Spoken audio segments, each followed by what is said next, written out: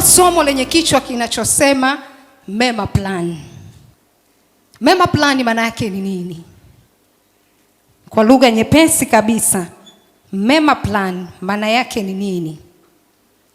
Maana yake ni mpango mkakati maalum wa kutenda vema ama kufanya mambo mema kimkakati katika mambo mbalimbali ambayo umeyakusudia kuyatenda vema, ili ya kurejeshea raha, furaha, amani na zaidi sana utoshelevu ndani ya moyo wako kila unapojitathmini mwenendo wako katika utendaji mema kwa kila ulichokikusudia. Tuko kwenye kliniki ya kiroho, Bwana Yesu asifiwe. Lakini pia inabidi tupite na kwenye kliniki ya kimwili kidogo. Bwana Yesu apewe sifa. Ili jambo lolote zuri litokee kwenye maisha yako lazima ulikusudie. Lazima ulikusudie alafu ujipange kulipokea. Bwana Yesu asifiwe. Sasa mema plan ni mpango mkakati rasmi ambao unaamua kujiwekea wewe, kujitengenezea mazingira ili mema ya kuzunguke katika maisha yako. Mema ni asili ya Mungu wetu. Ukisoma katika kile kitabu cha Waefeso sura ya 2 mstari wa 10 imeandikwa, maana tu kazi yake tuliumbwa katika Kristo Yesu tutende matendo mema ambayo tokea awali Mungu aliyatengeneza ili tuenenda nayo. Mojawapo ya namna ya kutenda mambo mema kimkakati ni kudhamiria, ni kujipanga, ni kukusudia kuwa nayo. Kuna aina mbalimbali za mema plan kulingana na uhitaji wa mtu. Kuna mema plan binafsi, kuna mema plan ya ndoa, kuna mema plan ya mahaba kwa wale walioko kwenye ndoa. Bwana Yesu asifiwe. Kuna mema plan ya maisha ya nyumbani, kuna mema plan ya malezi. Kwa hiyo yako mengi kulingana na vile ambavyo mtu anakusudia. Faida za kuwa na mema plan ni nyingi. Ya kwanza kubwa, unaliishi neno la Mungu utabarikiwa. Manake tumeambiwa wazi ya kwamba tu kazi ya mikono ya Mungu, tuliumbwa katika Kristo Yesu ili tutende matendo mema ambayo tokea awali Mungu alitutengeneza ili tuenende nayo. Manake faida ya kwanza ya kujitengenezea mema plani kwenye lolote ni kwamba unakuwa umeliishi neno la Mungu, na kila anayeliishi neno la Mungu anabarikiwa. Lakini faida ya pili na kujengea kuwa mtu wa sifa njema. Kuwa mtu wa sifa njema kwa kuwa daima unafanya maamuzi sahihi yaliyoongozwa na sheria ya wema. Daima utafanya mambo ya kujenga na sio ya kubomoa. Faida ya tatu, unapoweka mema plani na kusaidia kuepuka makosa mbalimbali yanayoepukika kwa kuwa ni mtu ambaye daima unafanya maamuzi sahihi kwa msaada wa Mungu yanayoongozwa na sheria ya wema. Bwana Yesu asifiwe. Jambo la nne, yanakusaidia kukufanya kuishi maisha bora yenye ladha na matokeo kwa sababu umeyadhamiria. Bwana Yesu asifiwe. Sasa leo tunaangalia ndoa mema plan. Manake ni mpango mkakati maalum ambao unaudhamiria kuwa na ndoa njema. Bwana Yesu asifiwe. Kuomba kuna nafasi yake, lakini kudhamiria kimkakati kuna nafasi yake. Bwana Yesu asifiwe. Kwa hiyo tunapozungumzia swala la ndoa mema plan, maana yake ni mpango mkakati maalum unajipangia kujitendea vema katika kujiandaa kuwa na ndoa njema kimkakati, kimalengo, kimakusudio. Tunasema ndoa ni swala binafsi, lakini kwa hekima za kimungu na taarifa kwa waliokutangulia vitaweza vikakusaidia usipotee njia. Haleluya. Aliyekutangulia kwenye lolote amekutangulia, anajua njia, anacha kukusaidia ukitulia ukamsikiliza. Haleluya.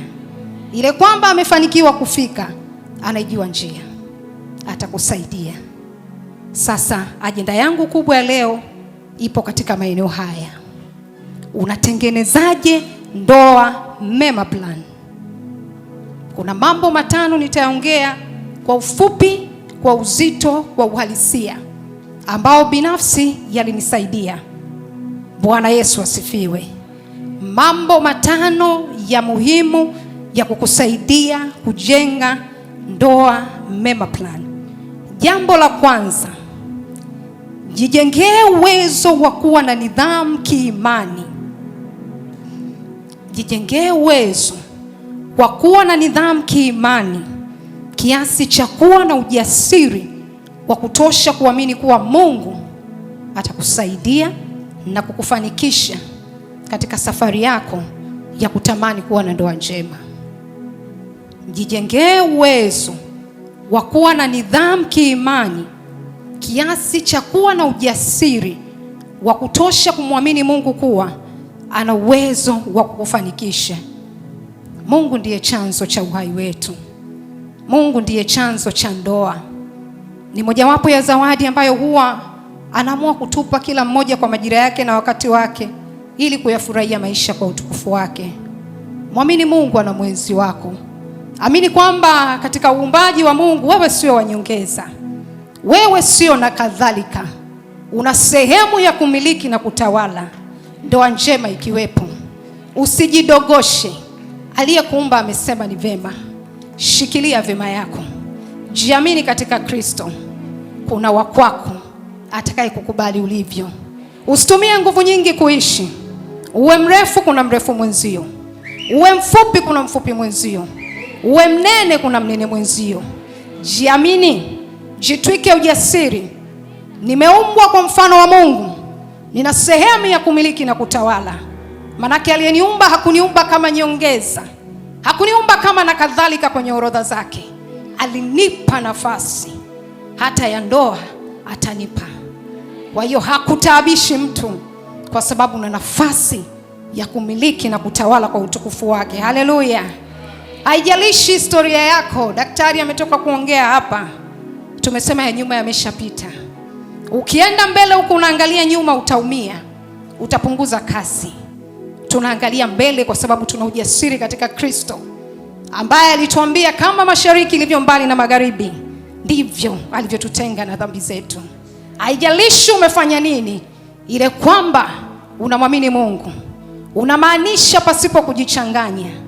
Jifike ujasiri katika Mungu, atakupa aliye wa kwako. Aliye wa kwako anaielewa lugha yako. Aliye wa kwako anakuelewa ulivyo. Aliye wa kwako utaelewana naye vizuri tu. Hutatumia nguvu nyingi kuishi. Kwa nini tunamhitaji Mungu katika ujasiri kiimani? Kwa sababu maisha ya ndoa ni halisi sana. Kuna matukio mengi ya kimaisha huyajui. Huwa yanatokea with time. Wakati mwingine ni matukio ya kuaibisha. Inabidi mwenye neema ya Kristo asimame kumsitiri mwenzie, ndoa iendelee mbele. Kuna wakati ni matukio ambayo yanapelekea yamkini mwenzi kupoteza kazi. Inabidi mmoja asimame, maisha ya familia yasogee pasipo kupoteza ubora. Wakati mwingine ni matukio ya kawaida kabisa ya kimaisha, yamkini ni ugonjwa. Mungu anakupenda kiasi cha kujua unamhitaji nani, aje lini kwenye maisha yako, ili kwa utukufu wake uishi maisha yenye ubora. Mungu alijua Ipiana atamhitaji Teo. Ndio maana leo tunaona hiki kinachofanyika. Sio kazi rahisi. Mungu alijua Margaret atamhitaji Eugene. Ndio maana mambo yanakwenda. Sio rahisi. Yamkini tukatoka hapa very late. Lakini nimetulia. Nimerelax. Kwa sababu niko na baba mwenye nyumba. Bwana Yesu asifiwe. Maanake God knows. Kama Mungu anajua, tulia. Acha papara. Mungu ndiye mwenyeji wetu hapa duniani. Anajua kila kona ya maisha yako. Hakuna namna utakuwa salama kama hujatulia katika Kristo. Jijengee nidhamu ya kiimani. Vijana wengi kwenye nidhamu ya kiimani wamepwaya. Wanajichanganya. Kwa Mungu tuko na usalama. Watoto wangu, wadogo zangu katika Kristo. Bwana Yesu asifiwe. Neno la Mungu katika kitabu cha Mithali sura ya 1 mstari wa 32 na wa 3. Mstari wa 32 na ule mstari wa 33. Imeandikwa, maana kurudi nyuma kwao wajinga kutawaua, na kufanikiwa kwao wapumbavu kutawaangamiza. Lakini kila anisikilizaye atakaa salama, naye atatulia pasipo kuogopa mabaya. Ni kwa Bwana tu kuna mwenzi wako. Mgeukie jirani yako, mwambie asinitaabishe mtu. Asinitaabishe mtu. Nina nafasi ya kumiliki na kutawala. Dunia ni ya baba yangu na vyote vilivyomo ndani yake, na ndoa ikiwemo. Kwa wakati wa Bwana nitavaa shela. Bwana Yesu asifiwe. Haleluya. So usikae kinyonge wakati baba yako ndo mwenye kila kitu. Jijengee nidhamu kiimani kiasi cha kutosha kujiamini katika Kristo. Useme yamkini sielewi, lakini namuelewa Mungu aliyebeba mazingira. Usihofu kuachwa, aliyekuacha sio wa kwako. Mungu ana mwema aliyeko mbele. Utamkuta alafu utamuelewa. Bwana Yesu apewe sifa. Bwana Yesu asifiwe. Usiogope. Aliye upande wako ni mkuu kiasi cha kutoruhusu upotee. Amesema kwenye neno lake ya kwamba mama anaweza kumsahau mwana, lakini Mungu hawezi kumsahau mwanadamu aliyemuumba. So relax. Jijengee nidhamu na ujasiri katika Kristo, ukijua kabisa kwamba katika Kristo niko salama. Mema plan nambari 1, jijengee nidhamu. Bwana Yesu asifiwe. Namba 1, jijengee uwezo wa kuwa na nidhamu kiimani. Haleluya. Jambo la pili, uwe na maono ya kuwa na ndoa njema. Usichokiona moyoni hutakishika mkononi. Bwana Yesu apewe sifa. Uwe na maono ya kuwa na ndoa njema. Lazima uione ndoa njema moyoni mwako. Kwa wakati na majira sahihi ya Mungu utashika mkononi. Jijengee uwezo wa kuwa na maono, kisha ujitengenezee malengo ya namna ya kuishi maono yako. Uwe na maono ya kuwa na ndoa njema, kisha ujitengenezee malengo ya namna ya kuishi maono yako. Kwa lugha nyepesi tunasema maono ni picha, lakini malengo ni mchakato wa kukamilisha ile picha, kufanyia kazi ile picha unayoiona. Katika Mithali sura 29 mstari wa 14 tunaambiwa kazi ya maono ni kutupa nidhamu. Lakini pia tunaambiwa Mithali 16:3, mkabidhi Bwana kazi zako na mawazo yako yatathibitika. Maono yanakusaidia kujua haja za moyo wako. Bwana Yesu asifiwe. Nampenda sana Mungu because our God is so specific. Mungu akitaka kitu chake yuko very specific. Very specific. Alipokuwa anataka Nuhu atengeneze safina, alitoa specifications very clear. Kipimo hapa iweje, hapa iende vipi, na sehemu nyingi alichotaka atengenezewe chochote cha kwake alikuwa ana specifications. Kipi kiweje, kiende vipi. Alikuwa na picha kamili na alitaka vitu hivyo vifanyike ili kuhakikisha picha inakamilika. Sasa tuambizane ukweli. Bwana Yesu asifiwe. Lazima uwe very specific kwenye maono yako. Jua ni aina ipi ya mwenzi unayemtaka. Bwana Yesu apewe sifa. Lakini pia jua ni aina ipi ya mwenzi unayetaka kuwa. Ukijua ni aina ipi ya mwenzi unayetaka kuwa, utajijengea uwezo. Lakini pia jambo la pili, jua aina ya mwenzi unayetamani kuwa naye kwa mambo ya kawaida kabisa ya kibinadamu. Jua aina ya muonekano unaofikiria, aina ya muonekano ambao unakuwa very comfortable kumtambulisha na kuongozana naye. Mwenzi wako sio hirizi kumficha. Bwana Yesu asifiwe. Yani be very specific. Hallelujah. Very specific.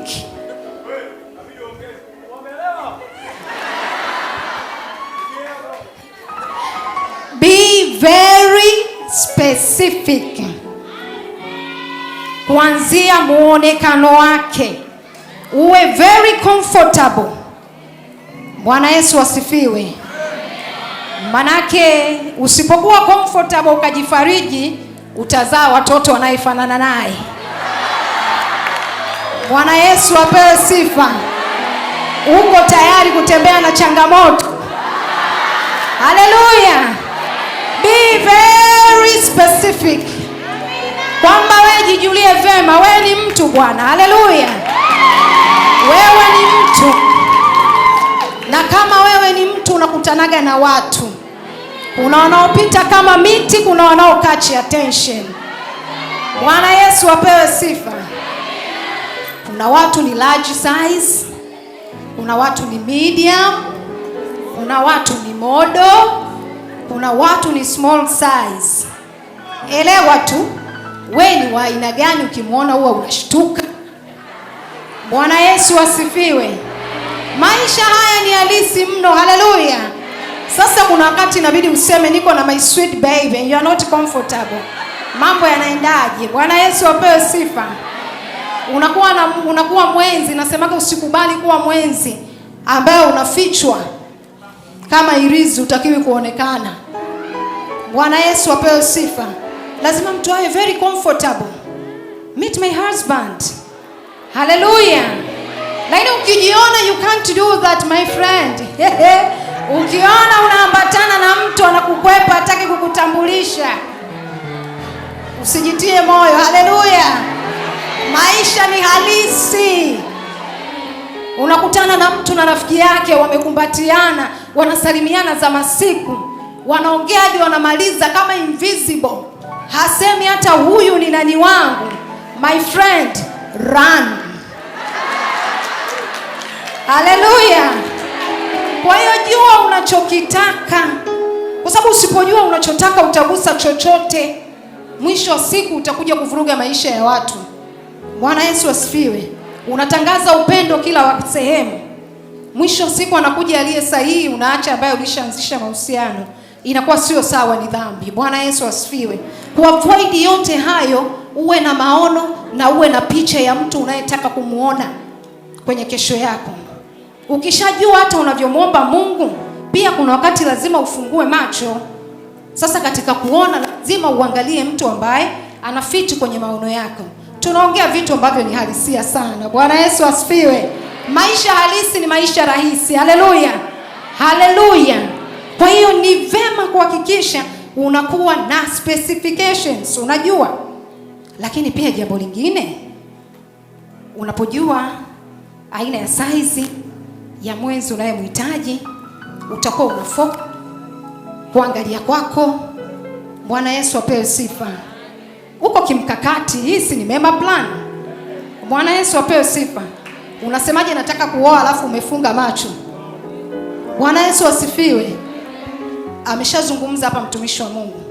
Testimonies kama zote. Bwana Yesu apewe sifa. Ili vifike huko, havishushwi tu kwamba sasa ghafla mnafunga ndoa. Haipo hiyo.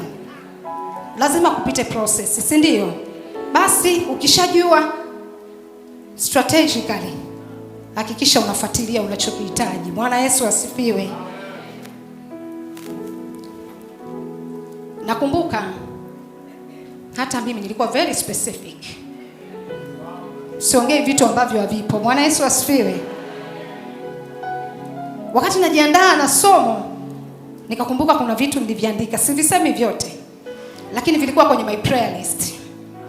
Cha kwanza nilisema, Mungu, naomba huyu mtu awe na hofu yako. Kwa kumaanisha asiwe mtu wa michanganyo. Kwa sababu akiwa sawa na wewe Mungu, atakuwa sawa na mimi. Na daima ataweza kunisapoti katika kila kitu. Bwana Yesu asifiwe. Nilikuwa very specific kwenye hilo. I thank God. Leo tupo hapa. Jumapili iliyopita tulidamka asubuhi na mapema, tulikuwa sehemu nyingine. Anakwambia hivi, mpenzi, ulipo nipo. Bwana Yesu asifiwe. Lakini ananiambiaga furaha yako ndio utoshelevu wangu. Bwana Yesu apewe sifa. Ni kitu nilimwomba Mungu, kwa neema yake imekuwa. Haleluya. Lakini jambo la pili nilimwambia Mungu awe mkweli, awe makini, mwenye maneno machache na matendo zaidi itapendeza. Bwana Yesu apewe sifa. Nilisema sitaki mtu mwenye maneno mengi. Sitaki mtu anayeniletea kama waraka wa amani. Aende direct kwenye point. Bwana Yesu asifiwe. Bwana Yesu apewe sifa. Haleluya. Dr. Ipiana anajua. Maneno yake ni ya kuhesabika. Hana maneno mengi, lakini ni mtu wa matendo. Bwana Yesu apewe sifa. Haleluya. Lakini pia jambo lingine kimuonekano, nilikuwa napenda mtu anayevaa miwani.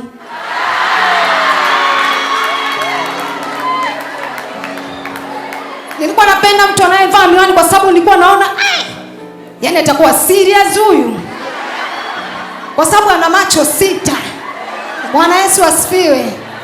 Kwamba kwanza ana macho ya kiroho, alafu ana yale macho ya kimwili tunayoyaona, alafu ana macho ya kitaaluma. Bwana Yesu asifiwe. Manake yale si ya madaktari wanaangalia wanafanya nini. Kwa hiyo nakumbuka nikamwomba Mungu, nikasema Isaya maombi mengine. Bwana Yesu apewe sifa. Kwa sababu nilikuwa nikiona watu wanaovaa miwani na waona wako serious. Wakaka mnaovaa miwani, Bwana Yesu asifiwe. Haleluya. Mimi sisemi kama anavaa au havai. Haleluya. Huo ni mfano tu. Bwana Yesu apewe sifa. Ni mfano tu. Lakini Mungu ameshasema msijisumbue kwa neno lolote, bali katika kila neno kwa kuomba, kusali na kushukuru haja zenu na zijulikane. Kwa hiyo kila mtu ana haja yake. Mimi nimezitaja chache na Mungu alifanya zaidi ya nilivyoomba. Wewe pia yamkini unaza kwako zi-identify na umuombe Mungu. Si dhambi, ni hekima, lakini pia ni kulitimiza neno la Mungu. Ndio haja yako. Bwana Yesu asifiwe. Kikubwa sasa uwe real, usije ukadicreate kama mtu kako. Haleluya. Bwana Yesu apewe sifa. Usije ukasema unamtaka naye miliki dunia na wengine tukae wapi? Haleluya wapendwa. Jambo la tatu katika kutengeneza mema plan. Lakini nisisahau, yeye mwenyewe kuna siku aliniambiaga katika kitu alikuwa anamuomba Mungu. Alisema natamani Mungu ampe mwanamke mwenye hofu ya Mungu, mchangamfu na mwongeaji makini. Bwana Yesu apewe sifa.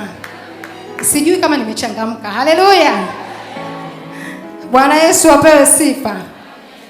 Jambo la tatu katika kutengeneza mema plan yako. Ndoa mema plan.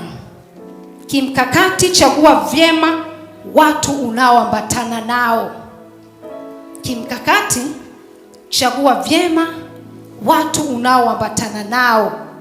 Wale unawawaita marafiki, be very careful, kwa sababu wana nafasi katika kukujenga ama kukubomoa kwenye jambo lolote.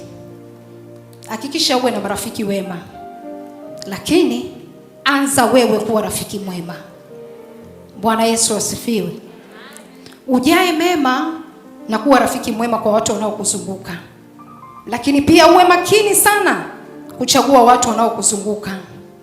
Ambatana na wenye mtazamo mwema kuhusiana na maisha ya kuhusiana na masuala ya muhimu ya kimaisha, masuala ya kiroho, masuala ya kifedha na masuala ya ndoa kwa ujumla.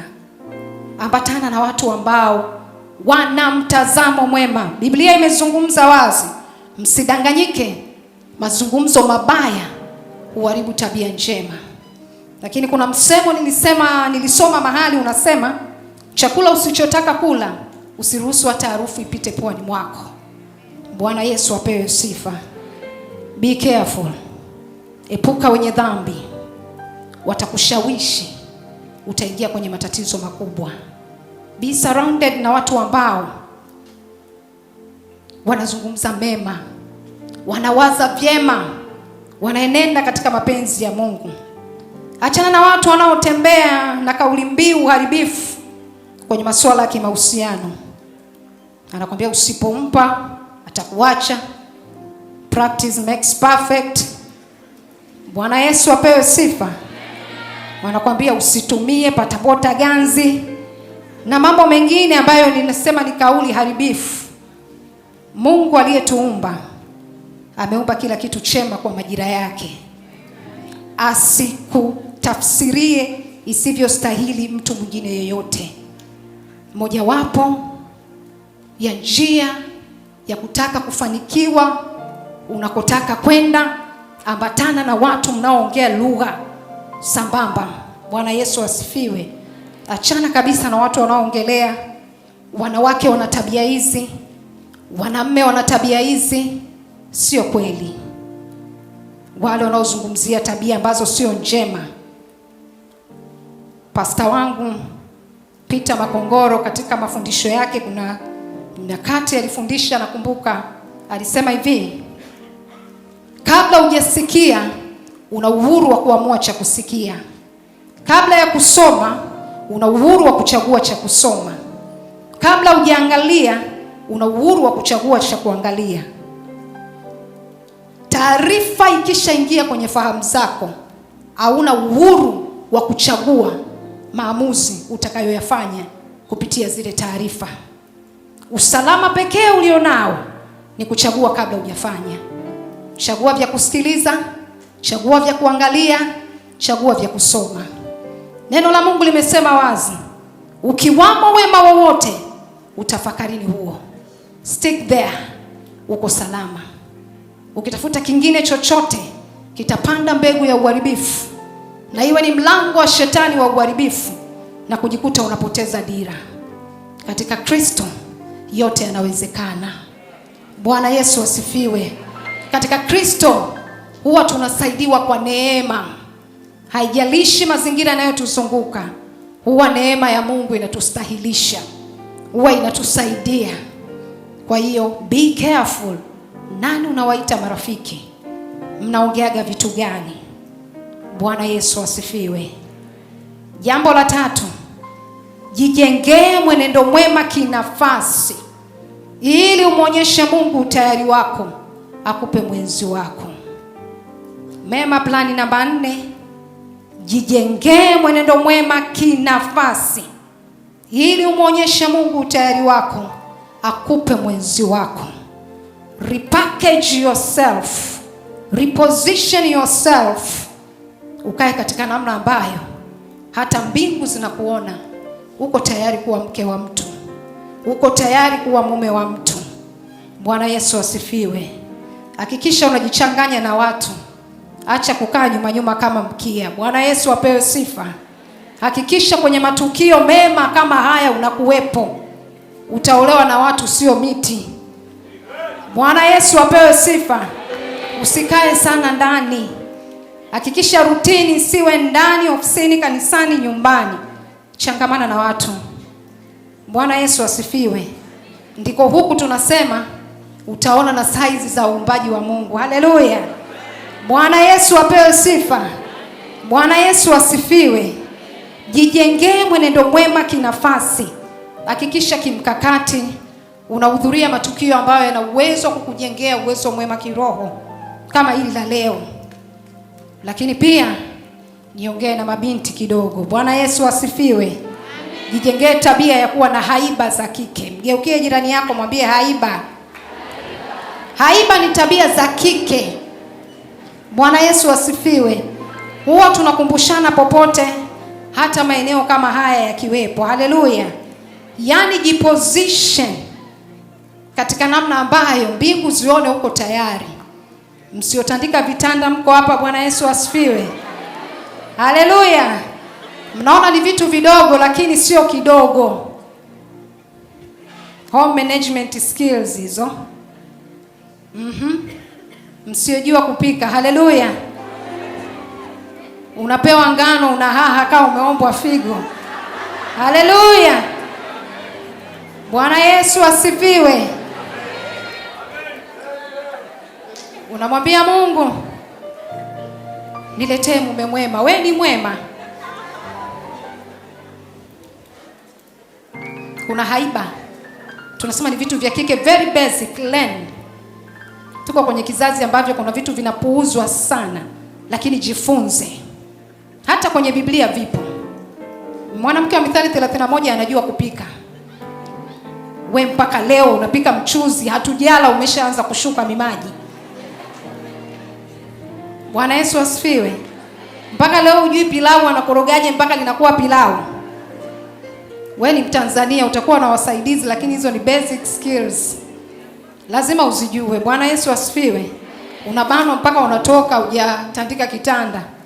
Umekuja huku unanena kwa lugha, unafanya nini? Mungu akiangalia kule nyumbani anasema, "Hey, hey, my friend."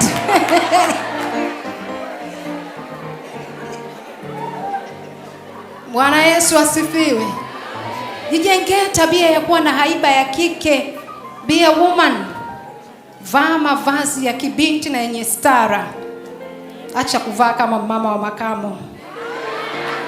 Bwana Yesu asifiwe. Manake mavazi pia yanakuwakilisha. Unaweza kuwa unapishana na watu wanajua ni mama wa makamo, wanakimbizana na malezi. Haleluya. Jifunze kuongea kisichana, be soft, usio unakwaruza kama sidi mbovu.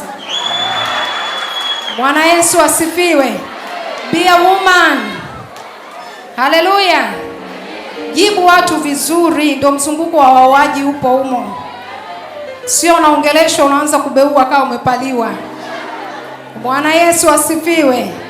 Ukiambiwa nakupenda, jibu kwa hekima kama uko tayari. Tena kwa moyo wa shukrani, sio dhambi ya kumtangaza mtu. Bwana Yesu asifiwe. Ni neema umeonekana dada. Jifunze kuwa na haiba ya kike, kifua. Haleluya. Unakuta ni mtumishi wa Mungu anamtumikia Mungu popote hajaoa. Amekuona. Anakuja anakuambia, "Hivi mmemwona yule kaka?" Hatuendi hivyo. Umeonekana, mtukuze Mungu. Unaona jakidhi vigezo na masharti kwa hekima, mjibu. Yamkini kesho akawa ni shemeji yako. Tena sio wa ndugu wa mbali ya Daudi, wa hapa. Haleluya. Jibu watu vizuri. Bwana Yesu asifiwe. Tunakumbushana ni vitu vidogo vidogo lakini ni muhimu. Haleluya. Tembea kisichana, ugawanye hatua. Haleluya. Haleluya.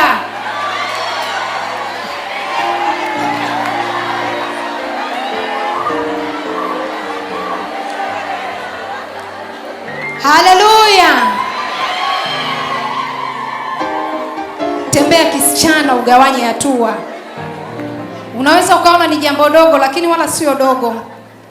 Mtu anajitahidi anakufukuzia kama ni kanisani. Yaani yuko katikati ya maombi, anageuka haupo. Bwana Yesu asifiwe. Haleluya. Unawahi nini? Usiombe awe kapiga mosimo.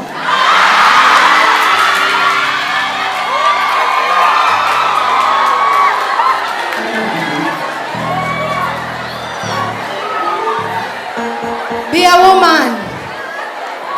Kuna vitu tunasema ni tabia ndogo ndogo, lakini kuna watu hiyo ni mema plan kabisa. Punguzeni kasi. Acheni kuteleza kama kambale mikononi. Bwana Yesu asifiwe. Hakikisha kwenye matukio ya muhimu ya utulivu yenye uwepo wa Mungu. Haleluya. Unakuwa na utulivu. Kama ni ibadani, kama ni wapi. Na mojawapo namna kukusaidia ugawanye hatua, tafuta hata kamidi hilo. Kuna viatu mimi navisemaga ni bodaboda kwenye usafiri wa miguu. Ukivivaa tu speed mode on. Bwana Yesu asifiwe. Hivyo ni haiba ya kike. Unakuta mtu kapendeza vizuri, mguuni ana bodaboda. Yaani akikanyaga hivi umkamati. Bwana Yesu asifiwe. Haleluya. Kwa hiyo hizo ni tabia ndogo ndogo lakini ndio zinakutofautisha. Bwana Yesu asifiwe. Ndizo zinazokutofautisha. Amina. Bwana Yesu asifiwe. Jifunze homemaking skills. Learn how to balance things. Ujifunze kubalance. Ili unakwenda kuwa mke mwema wa mtu, ila usipotee. Bwana Yesu asifiwe. Bwana Yesu apewe sifa. Haleluya. Jifunze namna ya kuwa mke mwema. Kama Mithali 31 inavyosema, kuna sifa nyingi kule. Lakini pia lingine nimalizie kwa wadada. Acha tabia mbaya ya kuomba pesa, unajidhalilisha.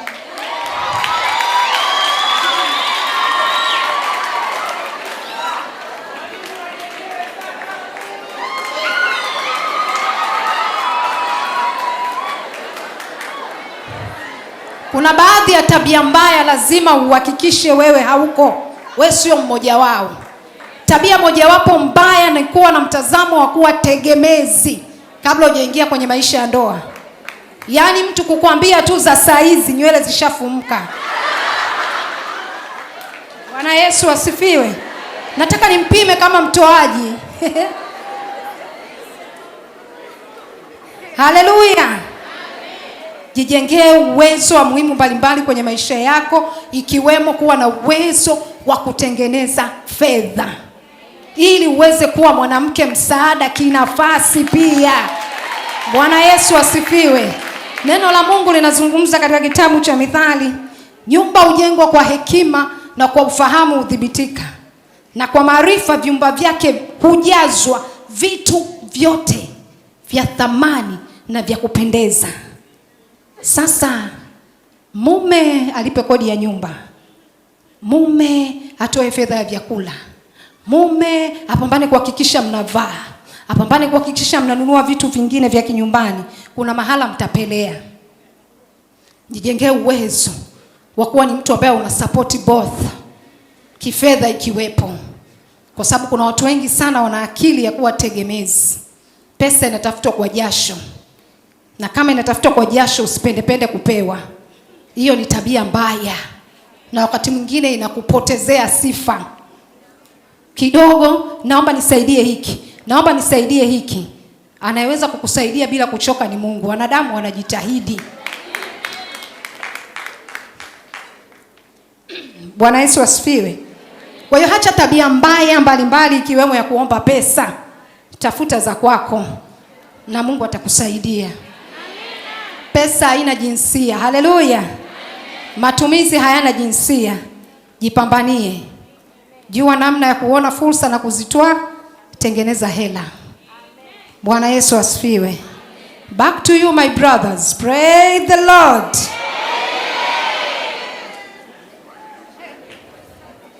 My dear brothers, be a man. Uwe halisi kabisa. Usijitutumue kujiwasilisha kinyume na uhalisia wako. Aliyetarajiwa kuwa wako anaelewa lugha yako. Acha kufake life upate pisi kali. Kila pisi ni kali, inategemeana na haja ya muhitaji. Bwana Yesu apewe sifa. Just be you. Kuna watu unakuta labda ameona mwanamke fulani bila kujiweka katika position fulani naweza nisimpate. Unakuta ana fake life. Sio sawa. Mmojawapo ya namna ambayo inaweza kukusaidia usitumie nguvu nyingi katika maisha ya mahusiano ni kuwa ulivyo. Mtu anakukubali ulivyo. Usitake kujionyesha kwamba unacho ilhali huna. Maisha halisi ni maisha rahisi. Don't fake life. Bwana Yesu apewe sifa. Huna. Unaimfuata unamwambia leo sina, lakini kwa neema ya Mungu kesho tutakuwa nacho. Bwana Yesu asifiwe. Anakuwa na muda hata wa kuomba. Unakuwa hata na muda wa kufanya vitu vingine kuliko kufikiria unakuwa na mahusiano ambayo si mahusiano bali ni mkopo unaotembea. Bwana Yesu asifiwe. Kwamba kila ukikutana naye kama una deni. Kila ukikutana naye kama una deni. Uwe halisi. Aliye wa kwako anaielewa lugha yako. Usitumie nguvu nyingi kuishi. Bwana Yesu asifiwe. So brothers, Be a man. Uwe wewe halisi. Usifeki chochote. Huyo mtu unatakaje kuwa mke wako? Kama unataka kujua kuwa awe mke wako, basi uwe mkweli tu. Bwana Yesu asifiwe. Jambo la pili, uwe na maono na ujasiri wa kutosha kuyawasilisha. Uwe na maono kuhusiana na maisha yako na uwe na ujasiri wa kuyawasilisha kwa atakayeonyesha interest na wewe. Sio unakurupuka tu kama umeme wa mgao. Bwana Yesu asifiwe. Unajua umeme wa mgao ulivyo? Ghafla umekata.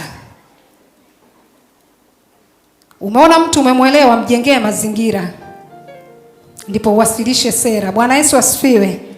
Nakumbuka hata my sweet Mangi hakukurupuka, taratibu alianza kuniingiza kwenye mfumo sanifu. Bwana Yesu asifiwe. Umemwona mtu, umemwelewa, pray, give yourself time, think, uanze kuchukua hatua. Usikurupuke tu unaenda unamwambia mtu nimekupenda. Mbona ghafla? Bwana Yesu asifiwe.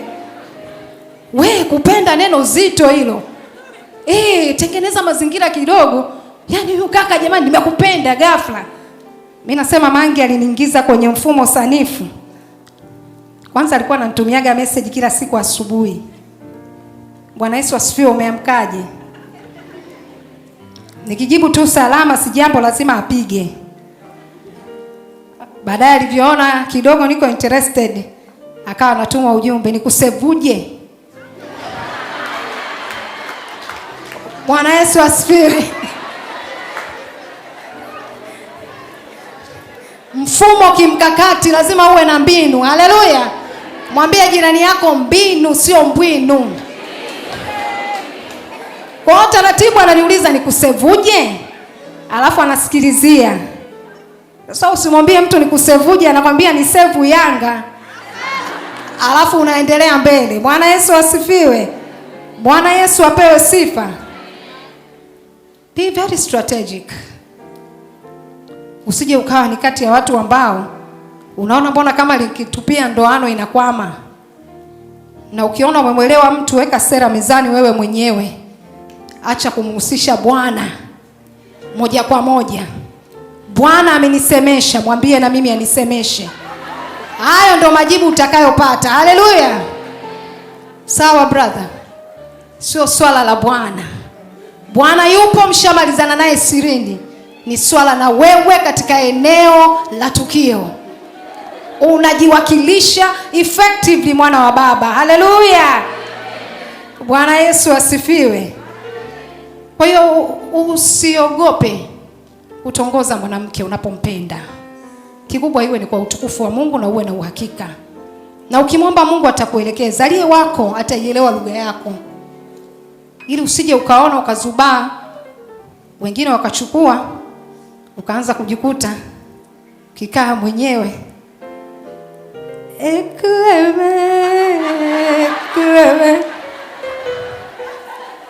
Yes, I know like you. Bwana Yesu asifiwe. Tuko kwenye dunia ambayo unaona fursa unaitwa maadam umeielewa. Bwana Yesu asifiwe. Hallelujah. Are we together dear brothers? Hallelujah. Lakini pia jambo lingine la msingi, hakikisha mwanamume uwe na msimamo. Nimekuwa napata nafasi kwa ninachokifanya ya kukutana mara nyingi na wakaka, wakati mwingine wakiwa wanahitaji ushauri wa hapa na pale. Katika kitu ambacho nimekiona ni weakness kubwa sana, wakaka kuweni makini. Hakikisha sauti yako mwanamume inafanya kazi. Bwana Yesu asifiwe. Isipofanya kazi kwenye mahusiano, haitafanya kazi nyumbani. Haleluya. Hakikisha uwe na msimamo. Ndio yako iwe ndio, sio yako iwe sio. Sauti yako ifanye kazi tangu kwenye mahusiano. Unapaswa kumheshimu, anapaswa kukuheshimu. Kuna tabia mbaya huwa hazifichiki. Kuna vitu ukiviona kwenye mahusiano vitakusumbua kwenye ndoa. Usijipe moyo unapoona taa nyekundu. Sio tu wakaka, hata kwa mabinti pia. Bwana Yesu asifiwe. Mtu anayekufokea mbele za watu kwenye mahusiano, huyo kwenye ndoa ataenda zaidi. Be careful. Ni maombi, ni kujadili mliweke sawa, lakini si vitu vya kuvifungia macho. Mtu anakwambia mke anachoamua ndicho anachokifanya. Hiyo inakuwa sio ndoa, ni uwanja wa vita, ni ghadhabu. Bwana Yesu asifiwe. Be a man. Ujue kusimama kwenye nafasi yako.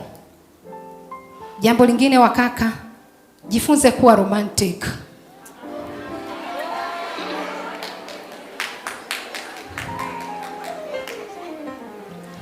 Learn. Mgeukie mkaka mwambie learn.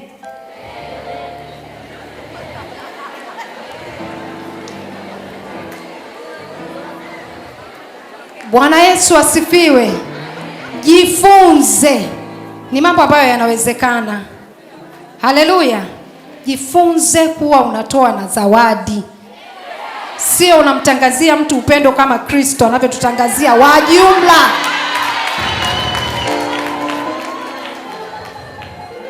Kristo mwenyewe alitupa Yesu. Mahusiano bila zawadi za hapa na pale ni mshikamano kwenye heka heka. Bwana Yesu asifiwe. Wewe unajiita huko kwenye mahusiano serious leo tarehe 14 mwezi wa pili, hujui kinachoendelea duniani kweli? Bwana Yesu apewe sifa. Jifunze, ni vitu vinavyowezekana. Bwana Yesu asifiwe. Learn. Tunasema ni mojawapo ya vitu ambavyo vinaongeza thamani katika upendo na kumfanya mtu anakuwa anaonekana wa tofauti. Haleluya wapendwa. Jifunze wakaka, sio dhambi. Mwambie kaka aliyeko karibu yako, sio dhambi. Mwambie sio dhambi.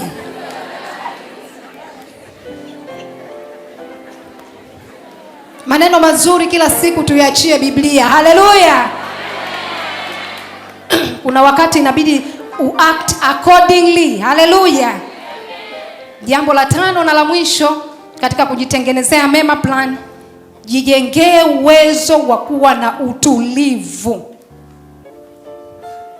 Jijengee uwezo wa kuwa na utulivu, kwamba katika Mungu kila kitu kitakuwa sawa. Utulivu ni wito wa Mungu kwetu wanadamu, aweze kutusaidia katika mazingira mbalimbali. Ukishindwa kuwa na utulivu, utajikuta unaingia kwenye changamoto nyingi sana kimaamuzi. Kuna wakati kwenye maisha, kuna matukio huwa yanatokea yanakupelekea hali ya kukuvuruga. Usijue maamuzi sahihi ya kufanya ni yapi, kwa sababu hisia zinakuwa juu kuliko akili. Tunasema ukifika wakati wa namna hiyo, jifunze kuwa mtulivu. Kuishi kwa utulivu ni kuishi kwa umakini katika kila unachokifanya. Uamui kwa hisia, unaamua ukiwa na akili na taarifa sahihi. Unahitaji kuwa na utulivu kiasi cha kutosha kuchukua hatua zozote kubwa ambazo unaona kabisa zinakea mahusiano kuwa serious. Vijana wengi kwa kukosa utulivu leo wanakwenda kujitambulisha majumbani kwa mabinti, wanapotea. Ni dhambi, sio sawa. Bwana Yesu asifiwe. Unapotoa taarifa, unaenda kwenye familia ya watu, wanakupokea kwa heshima. Hakikisha uwe unamaanisha, uwe serious, ujue unataka kuoa lini. Bwana Yesu asifiwe. Usiende kujionyesha kwa watu. Unachinjiwa kuku, unatengenezewa vyakula vingi, unapokelewa kwa heshima na wababa na wamama, wanakusanyana shangazi na mjomba. Kumbe akili ni kwako, you are not sure. Epuka hiyo laana, ni mbaya. mpaka unaona unachukua hatua, binti unapelekwa ukweli, uwe sure huyu mtu sina mashaka yoyote moyoni, niko tayari kuolewa naye. Mpaka kijana unaenda nyumbani kwa binti na kusema unataka kuoa, uwe sure usiumize mtu na walioko nyuma yake. Nasimama nikiongea kama mzazi. Bwana Yesu asifiwe. Manake nina watoto ambao tayari mwingine ameshakuwa teenager na leo yuko hapa. Bwana Yesu asifiwe. Sio mara ya kwanza naongea naye. Huwa tunaongea so many times kwenye mazungumzo ya hapa na pale. Naambia mwanangu, kuna dhambi ni mbaya sana duniani, usije ukazifanya. Kama kwenda kuwaonyeshea watu tayari wa kufanyika baraka kwao, alafu kimya kimya unaondoka, simply kwa sababu hukujipanga ama hukuwa tayari. Unamhuzunisha huyo mwanamke au mwanamume, unaihuzunisha familia yake, na inakuwa ni dhambi mbaya sana. Uwe mtulivu kiasi cha kutosha kujua unataka kuoa lini. Unapofikia level ya kwenda kwa wazazi ama ndugu wa karibu, ujue unachokifanya. Na mawazo yakibadilika, ni hekima kusema samahani ili ujipange na Bwana usonge mbele. Lakini usiwaache watu hewani wakijiuliza imekuwaje. Hiyo ni tabia ambayo imekuwa inatokea sana siku hizi. Very common. Sio sawa. Bwana Yesu asifiwe. Uwe na utulivu kiasi cha kila hatua unayoipiga katika masuala ya mahusiano uwe una uhakika na unachokifanya. Usijaribu, kuna vitu sio vya kujaribiwa. Bwana Yesu apewe sifa. Swala lingine, chunga maneno yako yasipishane na maombi yako kuhusu ndoa. Bwana Yesu apewe sifa. Unachokiomba kizungumze na Mungu atakujalia. Usije ukaomba A ukazungumza B. Uwe mtulivu kiasi cha kutosha kujua unachokifanya. Unamwomba Mungu, unamwamini na unaishi sawa sawa na mapenzi yake. Ikitokea ukaachwa, inauma, ni mbaya, ila kubali kuachika. Bwana Yesu asifiwe. Usiweke mkato mahali ambapo mwenzio ameweka nukta. Utapata shida. Mungu anatupenda kiasi cha kutotaka tutumie nguvu nyingi kuishi. Vilivyokuwa vya kimungu vina flow ya kwake ambayo inakupa amani. Usiishi kwenye maisha ya mahusiano ukilazimisha vitu viende. Hapana. Lazima wote muwe na uhitaji ili maisha yaende vizuri kwa msaada wa Mungu. Bwana Yesu asifiwe.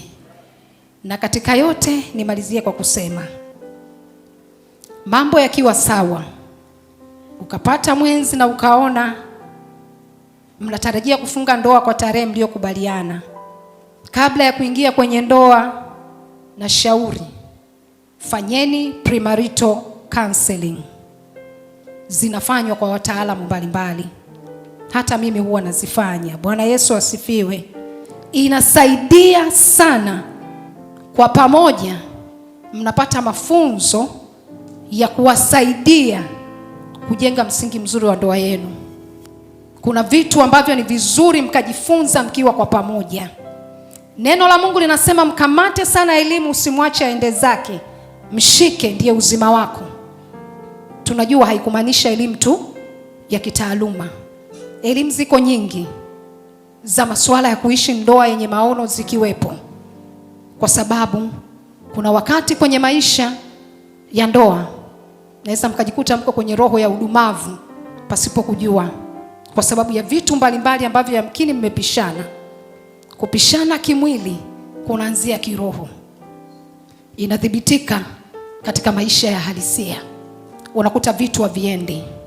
Ni mipango ya Mungu, ni mapenzi ya Mungu tukue kutoka utukufu hadi utukufu. Wakati mwingine tunahitaji maarifa ili tukue kutoka utukufu hadi utukufu. Katika yote nimalizie kwa kusema tumejifunza ndoa mema plan. Jambo la kwanza nimekwambia, jijengeni nidhamu Jijengeni nidhamu. Jambo la pili nimesema nini? Jambo la tatu. Jambo la nne.